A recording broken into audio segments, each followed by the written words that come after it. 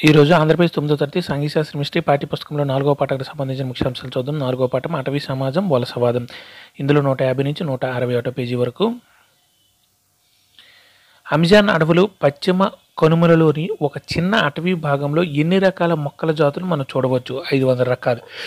Amazon అడవులు పశ్చిమ కనుమలలోని ఒక చిన్న అటవీ భాగంలో ఎన్ని రకాల వివిధ మొక్కల జాతులను చూడవచ్చు అంటే 500 రకాల మొక్కల జాతులు మనం చూడవచ్చు. పారిశ్రామికీకరణ కాలంగా పిలువబడే 1700 నుంచి 1995 మధ్య కాలంలో ఎంత వైశాల్యం గల అడవులు పరిశ్రమలకు, వ్యవసాయమునకు, పశువుల మేతకు, వంట చెరకు ఉపయోగించబడింది? 13.9 మిలియన్ చదరపు కిలోమీటర్ల వైశాల్యం గల అడవులు. పారిశ్రామికీకరణ కాలంగా పిలువబడే 1700 నుంచి 1995 మధ్య కాలంలో ఎంత వైశాల్యం గల అడవులు పరిశ్రమలకు, వ్యవసాయమునకు, పశువుల మేతకు, వంట చెరకు ఉపయోగించబడిందంటే 13.9 మిలియన్ చదరపు కిలోమీటర్ల వైశాల్యం గల అడవులు. ఇది ప్రపంచంలోని మొత్తం భూభాగంలో ఎంత అంటే 9.5% భూభాగం. ఇది ప్రపంచంలోని మొత్తం భూభాగంలో ఎంత శాతం అంటే 9.5%. ఛత్తీస్గఢ్లోని సాల్ అడవులు, అక్కడ ఫోటోలో ఉంది మీరు చూడవచ్చు. ఛత్తీస్గఢ్లోని సాల్ అడవులు ఎలా ఉన్నాయో. అటవీ నిర్మూలన ఎందుకు? అడవులు అంతరించిపోవడాన్ని ఏమంటారంటే అటవీ నిర్మూలన. అడవులు అంతరించిపోవడాన్ని ఏమంటారంటే అటవీ నిర్మూలన అంటారు. భారతదేశంలో అటవీ నిర్మూలనకు కొన్ని కారణాలను పరిశీలిద్దాం. మొదటిది భూమిని మెరుగుపరచడం. అసలు అటవీ నిర్మూలన కారణం మొదటిది భూమిని మెరుగుపరచడం. భూమిని మెరుగుపరచడం అంటే దాని అర్థం ఏంటంటే వ్యవసాయ భూమిని ఏర్పాటు చేయడం. 1600లో భారతదేశ భూభాగంలో దాదాపు ఎన్నో వంతు వ్యవసాయం కింద ఉందంటే 6వ వంతు. 1600లో భారతదేశ భూభాగంలో దాదాపు ఎన్నో వంతు వ్యవసాయం కింద ఉందంటే 6వ వంతు మాత్రమే వ్యవసాయం కింద ఉంది. ఇప్పుడు ఆ సంఖ్య దాదాపు ఎంతకు చేరుకుందంటే సగానికి. ఇప్పుడు ఆ సంఖ్య దాదాపు ఎంతకు చేరుకుందంటే సగానికి చేరుకుంది. శతాబ్దాలుగా ఏమి పెరుగుతూ ఉండడం వల్ల ఆహారం కోసం డిమాండ్ పెరిగింది. అడవులు నిర్మూలిస్తూ భూమిని చదును చేస్తూ రైతులు వ్యవసాయ భూములను విస్తృతపరిచారంటే జనాభా. శతాబ్దాలుగా ఏమి పెరుగుతూ ఉండడం వల్ల అంటే జనాభా పెరుగుతూ ఉండడం వల్ల ఆహారం కోసం డిమాండ్ పెరిగింది. అడవులను నిర్మూలిస్తూ భూమిని చదును చేస్తూ రైతులు వ్యవసాయ భూములను విస్తృతపరిచారు. జనాభా పెరగడం వల్ల ఆహారం కరువైంది. ఆహారం కోసం అడవులను కొట్టి వ్యవసాయ భూములను విస్తృతపరిచారు. సింపుల్గా. ఏ కాలంలో వివిధ కారణాల వల్ల వ్యవసాయం వేగంగా విస్తరించిందంటే వలస కాలంలో. ఏ కాలంలో వివిధ కారణాల వల్ల వ్యవసాయం వేగంగా విస్తరించిందంటే వలస కాలంలో, అంటే వలసవాదుల కాలంలో. గొప్ప ఉత్తర అమెరికా మైదానంలో నివసించిన ఏ తెగ వంటి స్థానిక అమెరికన్లు వైవిధ్యం గల ఆర్థిక వ్యవస్థను కలిగి ఉన్నారంటే లకోటా తెగ. గొప్ప ఉత్తర అమెరికా మైదానాల్లో నివసించిన ఏ తెగ వంటి స్థానిక అమెరికన్లు వైవిధ్యం గల ఆర్థిక వ్యవస్థను కలిగి ఉన్నారంటే లకోటా తెగ. వాళ్ళు మొక్కజొన్నను పండించారు, అడవి మొక్కలను మేతక వాడారు, వేటిని వేటాడేవారంటే ఎనుబోతులను వేటాడేవారు. వాళ్ళు అంటే అక్కడ ఉండే అమెరికన్లు లకోటా తెగవారు. వాళ్ళు మొక్కజొన్నను పండించారు, అడవి మొక్కలను మేతకు వాడారు, వేటిని వేటాడేవారంటే ఎనుబోతులను వేటాడేవారు. ఎనుబోతుల కోసం విస్తారమైన ప్రాంతాలను కేటాయించిన వృధా అని ఆంగ్లేయ వలసదారులు భావించారు. ఏ సంవత్సరం తర్వాత ఎనుబోతులను పెద్ద సంఖ్యలో చంపారంటే 1860ల తర్వాత. ఎనుబోతుల కోసం విస్తారమైన ప్రాంతాలను కేటాయించడం వృధా అని ఆంగ్లేయ వలసదారులు భావించారు. ఏ సంవత్సరం తర్వాత ఎనుబోతులను పెద్ద సంఖ్యలో చంపారంటే 1860ల తర్వాత ఎనుబోతులను పెద్ద సంఖ్యలో చంపారు. మొదటగా బ్రిటిష్ వారు జనపనార, చక్కెర, గోధుమ వంటి ఏ పంటలు ప్రోత్సహించారంటే వాణిజ్య పంటలను. మొదటగా బ్రిటిష్ వారు జనపనార, చక్కెర, గోధుమ వంటి ఏ పంటలను ప్రోత్సహించారంటే వాణిజ్య పంటలను ప్రోత్సహించారు. 19వ శతాబ్దంలో యూరోప్లోని పట్టణ ప్రాంత ప్రజలకు తగిన ఆహార ధాన్యాలు అందించుటకు, పారిశ్రామిక ఉత్పత్తులకు తగిన ముడి పదార్థాలు అందించడానికి ఏ పంటలకు బాగా డిమాండ్ పెరిగిందంటే వాణిజ్య పంటలకు బాగా డిమాండ్ పెరిగింది. 19వ శతాబ్దంలో యూరోప్లోని పట్టణ ప్రాంత ప్రజలకు తగిన ఆహార ధాన్యాలు అందించటకు, పారిశ్రామిక ఉత్పత్తులకు తగిన ముడి పదార్థాలు అందించటకు ఏ పంటలకు బాగా డిమాండ్ పెరిగిందంటే వాణిజ్య పంటలకు, అంటే పైనున్న పంటలకు బాగా డిమాండ్ బాగా పెరిగింది. ఒక ప్రాంతంలో సాగు చేయలేకపోవడం అంటే ఆ ప్రాంతం జనావాసం కాదని కాదు. ఆస్ట్రేలియాలో శ్వేత జాతీయులు అడుగుపెట్టినప్పుడు ఈ ఖండం ఖాళీగా ఉందని లేదా ఏమని పేర్కొన్నారంటే టెర్రా నల్లియస్ అని పేర్కొన్నారు. ఒక ప్రాంతంలో సాగు లేకపోవడం అంటే ఆ ప్రాంతం జనావాసం కాదని కాదు. ఆస్ట్రేలియాలో శ్వేత జాతీయులు అడుగుపెట్టినప్పుడు ఈ ఖండం ఖాళీగా ఉందని లేదా ఏమని పేర్కొన్నారంటే టెర్రా నల్లియస్ అని ఖాళీగా ఉండడం లేదా టెర్రా నల్లియస్ అని పేర్కొన్నారు. నిజానికి వారు ఏ రికార్డుల ద్వారా ఆదిమవాసీల మార్గదర్శకాలతో భూభాగం కొరకు ముందుకు సాగారంటే ఆదిమవాసీ రికార్డుల ద్వారా. నిజానికి వారు ఏ రికార్డుల ద్వారా ఆదిమవాసీల మార్గదర్శకాలతో భూభాగం కొరకు ముందుకు సాగారంటే ఆదిమవాసి రికార్డుల ద్వారా.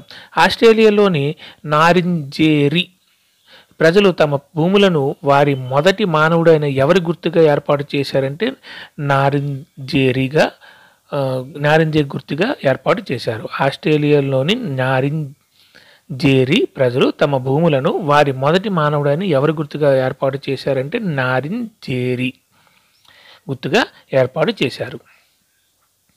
ఉప్పు నీరు, నదీ తీరాలు, సరస్సులు, పొదలు, ఎడారి మైదానాలు వంటి వేరువేరు వాతావరణాలు కలిగి ఉన్న ఈ భూమి ఏ అవసరాలు తీరుస్తుందంటే సామాజిక ఆర్థిక అవసరాలను తీరుస్తుంది.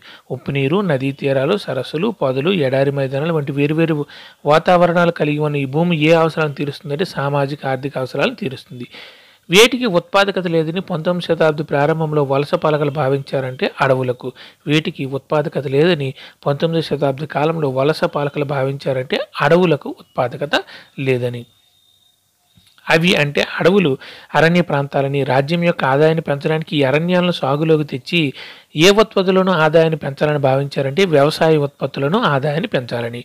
అవి అంటే అడవులు అరణ్య ప్రాంతాలని. రాజ్యం యొక్క ఆదాయాన్ని పెంచడానికి ఈ అరణ్యాలను సాగులోకి తెచ్చి ఏ ఉత్పత్తులను ఆదాయాన్ని పెంచాలని భావించారంటే వ్యవసాయ ఉత్పత్తులను ఆదాయాన్ని పెంచాలని భావించారు. అందువల్ల 1880-1920 మధ్య కాలంలో సాగు భూమి విస్తీర్ణం ఎన్ని హెక్టార్లకు పెరిగిందంటే 6.7 మిలియన్ హెక్టార్లకు పెరిగింది. అందువల్ల 1880-1920 మధ్య కాలంలో సాగు భూమి విస్తీర్ణం ఎన్ని హెక్టార్లకు పెరిగిందంటే 6.7 మిలియన్ హెక్టార్లకు పెరిగింది. సాగు విస్తరణ మనం ఎప్పుడు ప్రగతి సంకేతంగా పరిగణిస్తాం. అయితే భూమిని సాగు చేయాలంటే వేటిని నరికివేయాలనే విషయం మనం మర్చిపోకూడదు. అంటే అడవులను నరికివేయాలనే విషయం మనం మర్చిపోకూడదు. సాగు విస్తరణను మనం ఎప్పుడు ప్రగతి సంకేతంగా పరిగణిస్తాము. అయితే భూమిని సాగు చేయాలంటే వేటిని నరికివేయాలనే విషయం మనం మర్చిపోకూడదు. అంటే అడవులను నరికివేయాలనే విషయం మనం మర్చిపోకూడదు.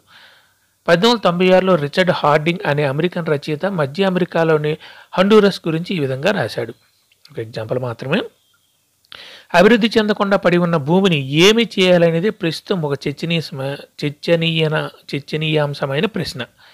దీన్ని పరిగణలోకి తీసుకుని అధికారుల చేతుల్లోకి చేర్చాలా లేదా దాని విలువ గుర్తించలేని అసలు యజమాని వద్దనే ఉంచాలా? మధ్య అమెరికాలోని వారు అందమైన ఇంటిలో ఉండే అనాగరికుల ముఠా లాంటి వారు. వీరికి దీనికున్న అవకాశాలు కానీ ఉపయోగాలు కానీ తెలియవు. 3 ఏళ్ల తర్వాత అమెరికన్ దేశపు యునైటెడ్ ఫ్రూట్ కంపెనీ స్థాపించబడింది. ఇది భారీ స్థాయిలో మధ్య అమెరికాలో అరటిని పండించింది. ఈ కంపెనీ ఈ దేశాలపై పట్టు సాధించింది. అందుకే దేశాలను బనానా రిపబ్లిక్ అని పిలిచేవారు. ఇది ఎక్కడి నుంచి తీసుకోబడిందంటే David Spurr the rhetoric of empire 1993 తీసుకోబడింది. తర్వాత కొత్త పదాలు. స్లీపర్స్, రైలు పట్టాల కింద అడ్డంగా వేసే దొంగలు స్లీపర్స్ అంటారు. ఇవి ట్రాక్ను సరైన స్థితిలో పట్టి ఉంచుతుంది. స్లీపర్స్ అంటే రైలు పట్టాల కింద అడ్డంగా వేసే దొంగలు. ఇది ట్రాక్ను సరైన స్థితిలో పట్టి ఉంచుతుంది. రైలు పట్టాల కింద వేసే స్లీపర్ దొంగలు.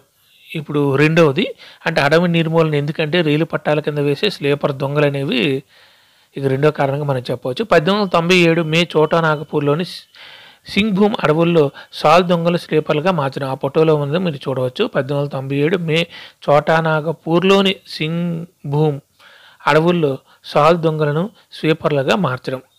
అక్కడ స్వీపర్లుగా ఎలా మార్చదో ఆ ఫోటోలో మీరు చూడవచ్చు.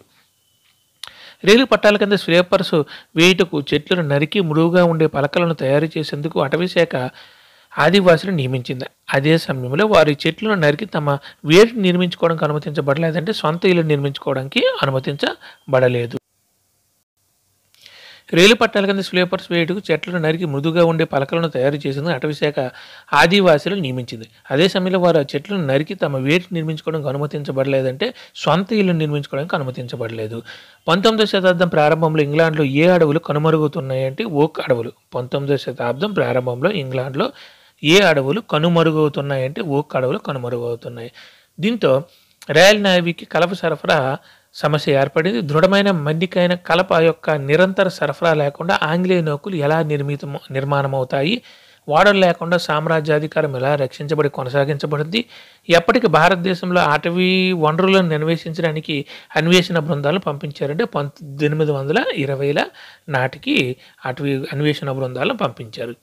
దీంతో రాయల్ నేవీకి కలప సరఫరా సమస్య ఏర్పడింది. అంటే ఓకు చెట్లు తగ్గిపోవడంతో రాయల్ నేవీకి కలప సరఫరా సమస్య ఏర్పడింది. దృఢమైన మన్నికైన కలప యొక్క నిరంతర సరఫరా లేకుండా ఆంగ్లేయ నౌకలు ఎలా నిర్మాణమవుతాయి? ఓడలు లేకుండా సామ్రాజ్యాధికారం ఎలా రక్షించబడి కొనసాగించబడుతుంది అని క్వశ్చన్లు వాళ్ళ మనసులో మెదిలాయి.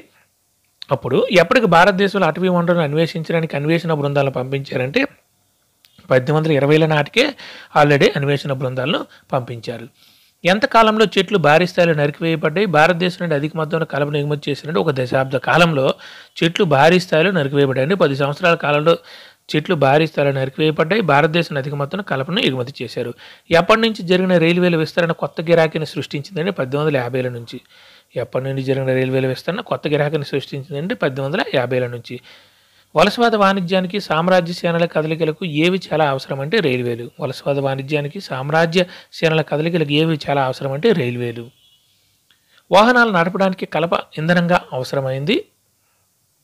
రైల్వే లైన్లు వేయడానికి రైలు పట్టాలను కలిపి ఉంచడానికి ఏవి అవసరమయ్యాయి అంటే స్లీపర్లు. వాహనాన్ని నడపడానికి కలప ఇంధనంగా అవసరమైంది.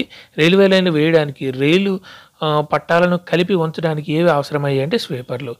1 మైలు రైల్వే ట్రాక్ వేయడానికి ఎన్ని స్వీపర్లు అవసరమయ్యాయంటే 1760 నుంచి 2000 స్వీపర్లు అవసరమయ్యాయి.